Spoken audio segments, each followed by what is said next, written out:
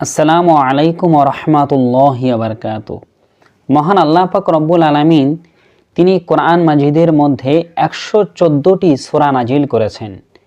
এই 114টি সূরার মধ্যে অতি ক্ষুদ্র সূরা হলো সূরাতুল আসর, ছোট্ট একটি সূরা।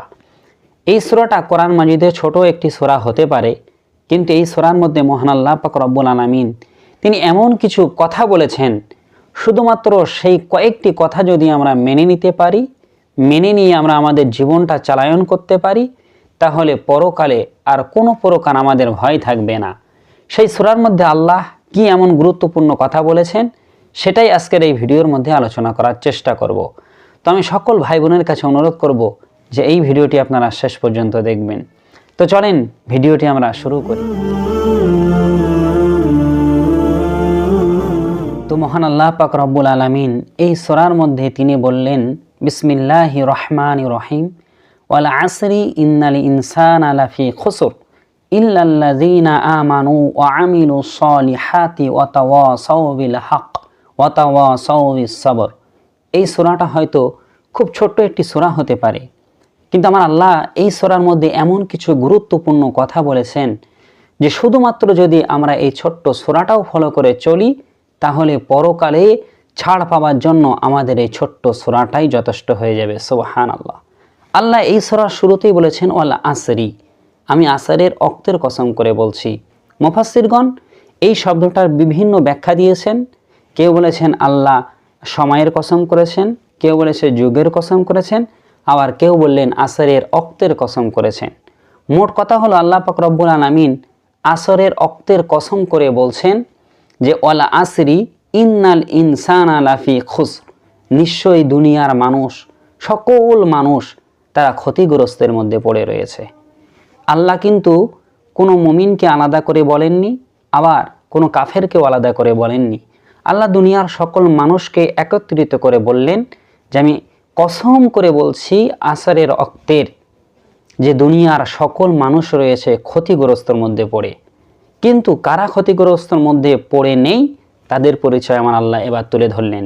আল্লাহ বললেন ইল্লাল্লাযীনা আমানু ওয়া আমিলুস সলিহাত, যারা ঈমান এনেছে এবং সলিহাত সৎকর্ম করেছে।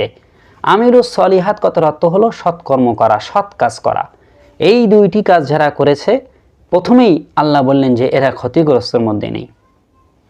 এখানে ঈমান আনা দ্বারা উদ্দেশ্য হলো যে আল্লাহর প্রতি ঈমান আনতে হবে, বা ঈমানদার ওই ব্যক্তিকেই বলা হয় যে ব্যক্তি মূলত কয়েকটি জিনিসের প্রতি যদি সে ঈমান আনে।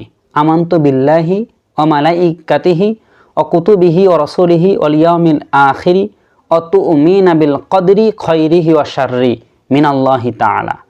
আল্লাহর প্রতি ঈমান আনা, আমানতু বিল্লাহি, আমি ঈমান এনেছি আল্লাহর প্রতি।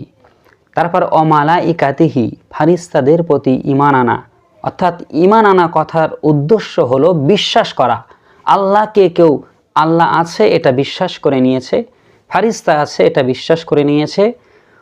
মালাইকাতিহি ও কুতুবিহি, আল্লাহ যত কিতাব নাজিল করেছেন দুনিয়ার বুকে, সেটা তাওরাত, ইনজিল, জাব্বুর যাই হোক না কেন, প্রত্যেকটি কিতাবের প্রতি যারা বিশ্বাস করেছে, ঈমান এনেছে, এরা হলো প্রকৃত ঈমানদার।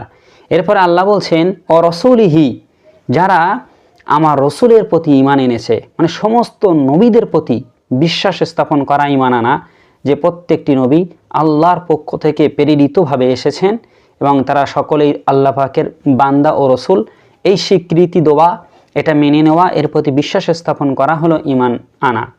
এবং ও তুমিনা বিল কদরি খায়রিহি ওয়া শাররি, ভালো এবং মন্দ যা কিছু হয় সব আল্লাহর পক্ষ থেকে হয়। অর্থাৎ তাকদীরের প্রতি বিশ্বাস স্থাপন করা, যে আল্লাহ আমার তাকদীরে যেটা নির্ধারণ করে রেখেছেন এর বাইরে কিছুই হবে না, যতটুকু তাকদীরে রেখেছেন সেটাই আমি পাবো, আর তাকদীরে যেটা তিনি রাখেননি সেটা আমি কখনোই পাবো না। এবং আখিরাতের প্রতি যারা বিশ্বাস স্থাপন করে, অর্থাৎ মৃত্যুর পরে একটি জগৎ রয়েছে, সেখানে আল্লাহ আমাদেরকে পুনরায় জীবিত করবেন, আমাদের কাছ থেকে হিসাব নেবেন, এরপরে যারা সৎকর্ম করেছে তাদেরকে জান্নাত দান করবেন, আর যারা অসৎ কাজ করেছে তাদেরকে আল্লাহ বিচার করে জাহান্নামে পাঠিয়ে দেবেন। এই সব কিছুর প্রতি ঈমান আনা, এই সব কিছুর প্রতি বিশ্বাস স্থাপন করার নামই হলো ঈমানদার ব্যক্তির পরিচয়। তাহলে প্রথমে আমরা ঈমান আনার বিষয়টা বুঝতে পারলাম। তারপরে আল্লাহ বললেন এই সূরার মধ্যে ওয়ামিলুস সলিহাত, যারা সৎকর্ম করেছে। এই সৎকর্ম করার দ্বারা উদ্দেশ্য কি? যে আল্লাহ তিনি যতগুলো নির্দেশ জারি করেছেন, যতগুলো হুকুম দিয়েছেন, যেগুলো আমাদের পালন করা ফরজ, এগুলো যথাযথভাবে যদি আমরা পালন করি তাহলে আমরা কিন্তু মানে ওই আমিলুস সলিহাতের অন্তর্ভুক্তর মধ্যে পড়ব, আর না হলে কিন্তু নয়। যেমন তিনি নির্দেশ দিয়েছেন তোমরা নামাজ আদায় করো, তাহলে আমাদের নামাজ আদায় করতে হবে। রোজা রাখার নির্দেশ দিয়েছেন, যাকাত প্রদান করার নির্দেশ দিয়েছেন, এবং আল্লাহ ও তার রাসূলের প্রতি ঈমান আনার কথা বলেছেন। এই যাবতীয় তিনি যে নির্দেশগুলো দিয়েছেন, এই জিনিসগুলো যদি আমরা পালন করি, অর্থাৎ নামাজ পড়ি, যাকাত প্রদান করি, রোজা পালন করি, এই কয়েকটি কাজ যদি আমরা পালন করতে পারি তাহলে কিন্তু আমরা ওই আমিলুস সলিহাতের অন্তর্ভুক্তর মধ্যে পড়ব, অর্থাৎ আমরা সৎকর্ম করেছি এইটার অন্তর্ভুক্তর মধ্যে পড়ে যাব। এরপরে মহান আল্লাহ পাক রব্বুল আলামিন বললেন ওয়াতাওয়াসাউ বিল হাক্কি ওয়াতাওয়াসাউ বিস সবর, তারা একে অন্যকে হকের উপদেশ দেয়, সত্যের উপদেশ দেয়। যেমন তারা মানুষকে সৎকর্ম করার জন্য উৎসাহিত করে, হক কথা বলে থাকে, এরা ক্ষতিগ্রস্তর মধ্যে পড়ে নেই, এবং মানুষকে মানে ধৈর্য ধারণ করার জন্য বলে। যখন কোনো মানুষের উপরে বিপদ এসে উপস্থিত হয়, মনে করেন কারো ছোট্ট একটি সন্তান সে হারিয়ে ফেললো, মানে মারা গেল, এমন সময় ওই ব্যক্তিটি তো খুব দুঃখের মধ্যে পড়ে রয়েছে। ইমানদার ব্যক্তির লক্ষণ হলো ওই ব্যক্তির পাশে দাঁড়িয়ে তাকে সান্ত্বনা দেওয়া, তাকে ধৈর্য ধারণ করার মতন কথা বলা, ভালো কিছু বলে সে যেন ধৈর্য ধারণ করে, এমন কিছু উপদেশ যারা দিয়ে থাকেন তারা হলো প্রকৃতপক্ষে ওই ক্ষতিগ্রস্তের অন্তর্ভুক্তর মধ্যে পড়ে নেই। আল্লাহ যে কয়েকটি নির্দেশ এই সূরার মধ্যে দিয়েছেন, আমরা যদি এই কয়েকটি নির্দেশ মেনে চলতে পারি, প্রকৃত আমরা ঈমানদার হয়ে যাব, এবং পরকালের মানে আমাদের আর কোনো ভয় থাকবে না ইনশাআল্লাহ, যদি এই ছোট্ট সূরাটা আমরা মেনে চলতে পারি। আল্লাহ কত সুন্দর করে তিনি কসম করে শপথ করে আবার আমাদেরকে ব্যাখ্যা দিয়ে বুঝিয়ে দিলেন যে তোমরা ঈমান আনো এবং সৎকর্ম করো, একে অপরকে হকের উপদেশ দাও, সত্য কথা বলো, সত্যের উপদেশ দাও, এবং মানুষের আপাত বিপদ হলে তাকে তোমরা ধৈর্য ধারণ করার কথা বলো।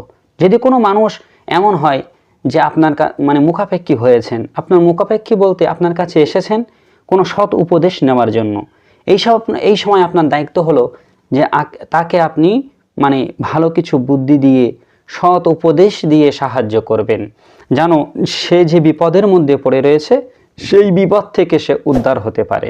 এবং কোনো ব্যক্তি যখন মানে তার কাছে এমন কিছু ঘটনা ঘটবে যে সে খুব মানে এর মধ্যে পড়ে রয়েছে, ডিপ্রেশনের মধ্যে পড়ে রয়েছে, তাকে ধৈর্য ধারণ করার কথা বলবেন, দুঃখের মধ্যে পড়ে থাকলে তাকে সফর করার কথা বলবেন। এই কয়েকটি নির্দেশ মানতে পারলেই অবশ্যই পরকালে আমরা জান্নাত পাবো বলে আমরা বিশ্বাস করতে পারি। তো এই ছিল সূরা আসরের তাফসীর। ছোট্ট একটি সূরার মধ্যে আমার আল্লাহ খুব গুরুত্বপূর্ণ কয়েকটি কথা বলেছেন। আমি সকলের কাছে অনুরোধ করব, আমি সহ আপনারা যেন সবাই এই সূরাটার প্রতি আমল করতে পারি, আল্লাহর এই কথাগুলো মেনে চলতে পারি। আল্লাহ এই তৌফিক দান করুক। সকলে পড়েন আল্লাহুম্মা আমিন। ইনশাআল্লাহ অন্য কোনো দিন আপনাদের সঙ্গে অন্য কোনো ভিডিওতে আবার দেখা হবে। আল্লাহ হাফেজ।